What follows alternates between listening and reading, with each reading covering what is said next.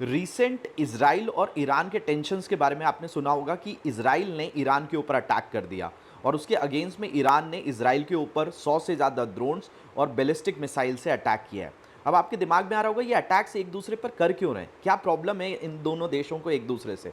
देखिए यहाँ पर बात करें, ईरान वो देश है जो डायरेक्ट वॉर नहीं करता है, इसको शैडो वॉर कहा जाता है, लेकिन अभी इजराइल के अटैक के बाद इन्होंने डायरेक्ट अटैक किया है।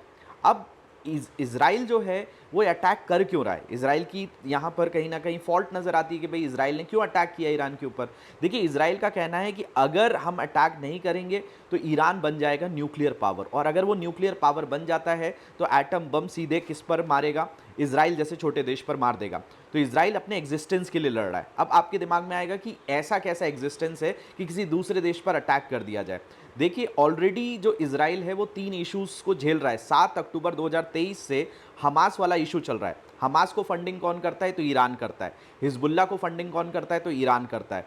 हौदी को फंडिंग कौन करता है, तो ईरान करता है। तो ईरान प्रॉक्सी वॉर लड़ता है इन जरिए, इन सारे जो पार्ट्स मैंने आपको बताया इसके थ्रू, लेबनान, गाजा और सीरिया वाला जो हिस्सा है वहां से।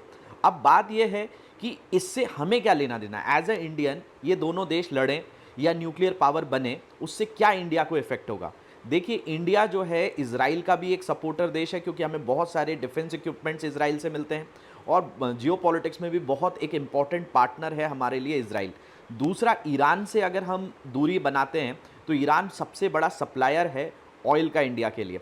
दूसरे लेवल पर अगर देखा जाए तो इस पूरी टेंशन से मिडिल ईस्ट में टेंशन क्रिएट होती है, जहां 80 लाख से ज़्यादा इंडियंस रहते हैं। तो ये इशू हमारे लिए भी उतना ही इंपॉर्टेंट है, और अगर वॉर होता है बड़े लेवल पर तो इससे पूरा का पूरा वर्ल्ड लेवल पर इंपैक्ट आएगा।